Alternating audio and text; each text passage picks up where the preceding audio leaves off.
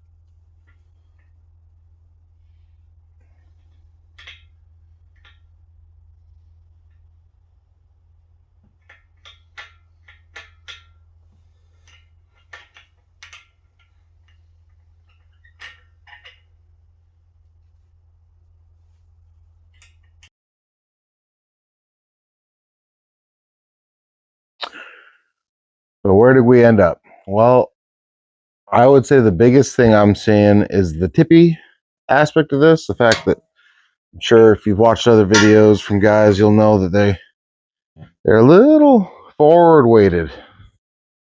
They're just a little tippy and they're a little short. And I think,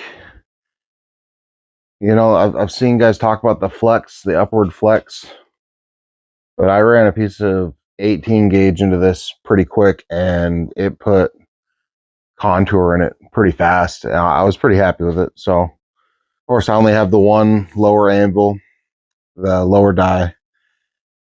Yeah, I think for now I'm going to leave. I've also seen a lot of guys who do work, who have YouTube channels, who I've seen their wheels, and they have not done anything to add strength to the flex. So I think I'm going to not worry about that. think the biggest thing I'm going to worry about is just the base, getting it to where it's not tippy, where it's sturdy, and where it's taller. So I have this base, and it was originally for a divorced motor grinder. So the motor sat down there and a belt ran up to the grinder up here. But it's pretty beefy. It's got a nice wide base to it, I-beam. I'm thinking about eliminating this back leg and raising this up so it sets up here. From what I'm seeing, it'll be about 5 inches higher at that point. So this leg will come off. It'll get a new saddle put in up here that it'll bolt into the same way. It may end up welded. One of the complaints I heard from guys was that they said that they didn't get tight enough, but this one actually seems to be pretty tight. From the bolts, they would weld them in. And it would be nice to be able to unbolt this thing as much as possible for moving it if I ever have to move it.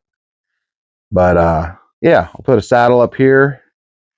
I'm gonna line it up so the spine is in line with the middle of the I-beam. So I can, if I do want to add strength, I can notch it and run a piece of 2x3 or 4 all the way up the back and down the I-beam, weld it to it. And then I'd come up, like Mittler Brothers English wheel, where it has a support that comes off, to the front, and angular support, and then 2 angular supports that come and meet in the back here that add strength just to keep it from coming back.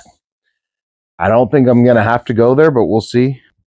And then once we do that, we're going to have to not only raise the front feet, make some stands for them, but we're going to have to figure out some kind of a forward center leg to keep it from doing this. Because while this is heavier by a good bit than this leg, I don't think it's going to eliminate the tip. It may. We can check it out and see. And just the fact that it has such a large diameter pattern, it may eliminate that. But what I'm aiming at doing, at least to start with, is doing something that's completely reversible as far as this is concerned. So if I want to get, yank this thing back off, if it's not suiting my needs, then I can just bolt this back together. So that's where we're headed. If I like the new operating height and I like the way it's all coming together, then we'll stick with it. But I think it's got potential to go that way. Then we're going to sand down the powder coat. I'm in love with the Harbor Freight yellow, Chinese yellow. I don't want to eliminate all the protection of the powder coat either. So I'll sand it down a little bit, and I think I've got some that's some Ford engine blue. I think we'll do some Ford engine blue on it. And maybe white on the base. Ford engine blue on the top, white on the base. But or the other way around. Maybe Ford engine blue on the base and white on the top. I don't know. We'll get into it though and figure that out as we go. So let's get to work.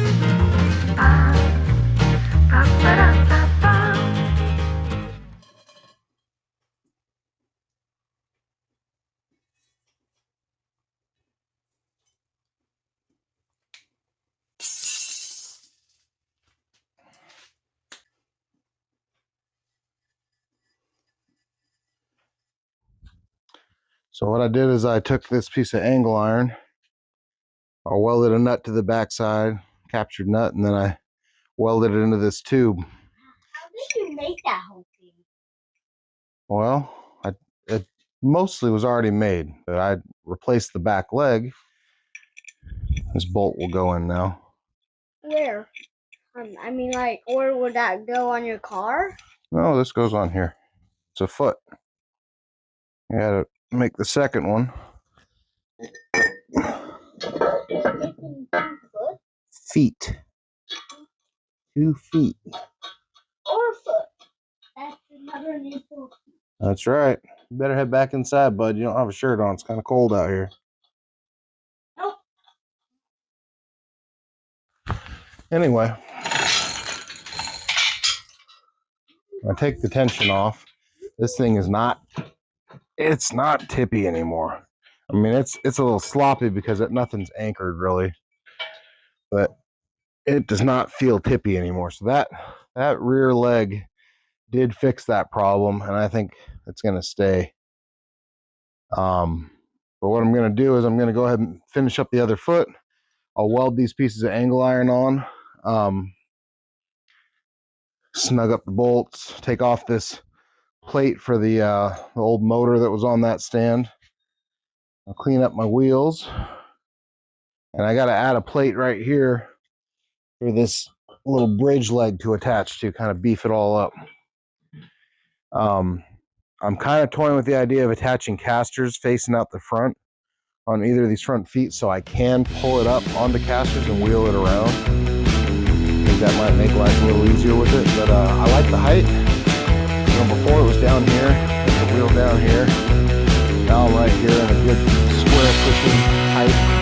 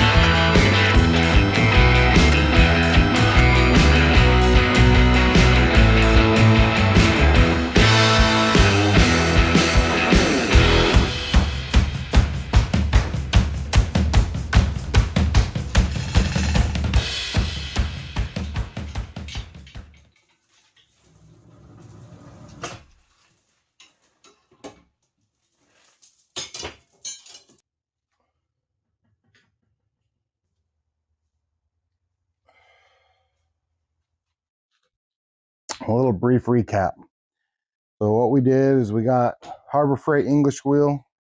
I bought it secondhand, but it was never assembled, so it was still new in the box. I would say that the most recent, I think this is the most recent iteration. This one's from 2015, but I believe that this version is the same version you can still buy in some stores. I know Harbor Freight is discontinuing this, but our local stores still have these. I just didn't want to pay $280 or $380 for one. I only paid $200 for this one, secondhand. So I think for $200, I did pretty well. Now it assembles well, it puts together well. You do have to either anchor to the floor out of the box, or my idea was I was going to chain it to one of these posts to keep it from, because if you put downward pressure here, it tips forward. Now I can pull it forward, but downward pressure doesn't make it tip forward anymore. So the tipping is issue number 1. Issue number 2 is the working height. I raised this 5 inches, so my working height went from here to here, and it used to be here, and now I'm here. And I like this a lot more. I can look right down the piece I'm using. I think most English wheels are set up a little higher like this. I don't know if in China maybe they're just a little shorter or something, but yeah. So 5 inches. I think it's 5 1/8 is what I raised it exactly. Um, and a certain portion of that was dictated by the fact that I had this base. This base was for a grinder with a divorce motor. Um, and if the height worked, I wanted to use it with this because I knew that round base would give me not only added weight but more stability. You could replicate this by using a wheel and a post, or a big brake drum off like a semi or something. Really add some weight to the back. Um, because I had this plate that was for the divorce motor, I actually raised it up, and I'm thinking a throatless shear probably on the backside here. Just mount it facing the other direction so I can add a little more weight and gain a little more function out of this thing, save a little shop space on a whole nother stand. And that's what I was going to use that stand for before, was a throatless shear. So it works for that.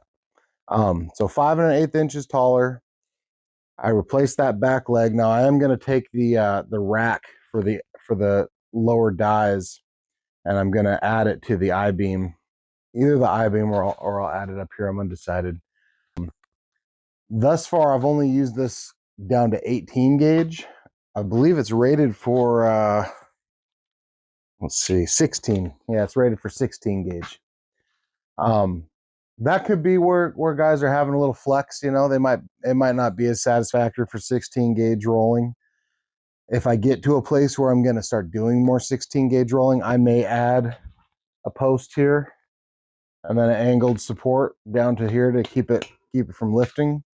Another thing you could do is you could take some 1/4 inch plate and just cut out this shape and weld it to both sides, and that'd beef this thing up a lot.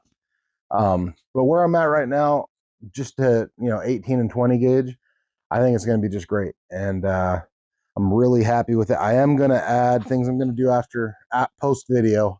I'm going to add that rack back to it for the lower dies.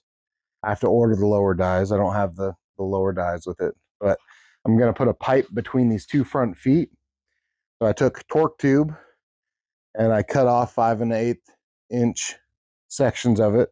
Give me a nice, a nice round pattern. And then I added a piece of angle iron with a welded nut on the back to weld or to bolt the feet to this. I do think for stability's sake, it will be better to add a pipe across uh, from foot to foot.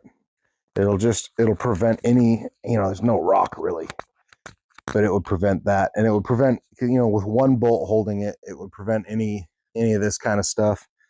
Another thing you can do is if you have issues with tipping and you raise the feet, you could add that pipe between and you could put an angled foot right off of that, right down to the front here. And it wouldn't take more than about 6 inches forward of this foot section to stop the tip. But I cleaned up the wheels. I'm going to polish the wheels. They're okay. I'm really happy that my run out was within 1,000th. I've read some horror stories from guys 6,000th run out, both with their uppers and lowers. Having 1,000th is, I'm just fine with that. I mean, this thing just spins and spins and spins. It's got great bearings. It's really well balanced. I don't think I could have done any better for a Harbor Freight buy, even though I bought it secondhand. Sometimes you win, sometimes you lose with them, and I'm happy. So, and the last thing I'm going to do is paint job. I'm going to sand the powder coat, but not all the way off, just scuff it so I still have that powder coat protection. And paint the upper white, the lower Ford blue, and the I-beam Ford blue. But we'll see how many years that takes me. I don't know.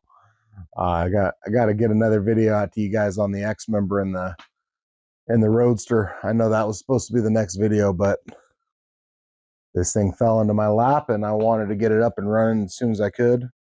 So it took precedent, but I might do a little mid video release video, an additional video on the X member, because I do need to get that done and get the Suburban back in here. So maybe early this next week, we'll get an extra video out and get chomping on that. But anyway, I hope you guys enjoyed, maybe learned a thing or two. If you have any tips, questions, comments, concerns, critiques, feel free to comment. You know, appreciate the new subscribers. More subscribers, the better. So it really helps, and you know, it doesn't cost you guys anything. It really helps me out. I'm trying to grow the channel. Like my efforts to be worth it, you know. So much appreciated. But yeah, anyway, till next time. Thanks.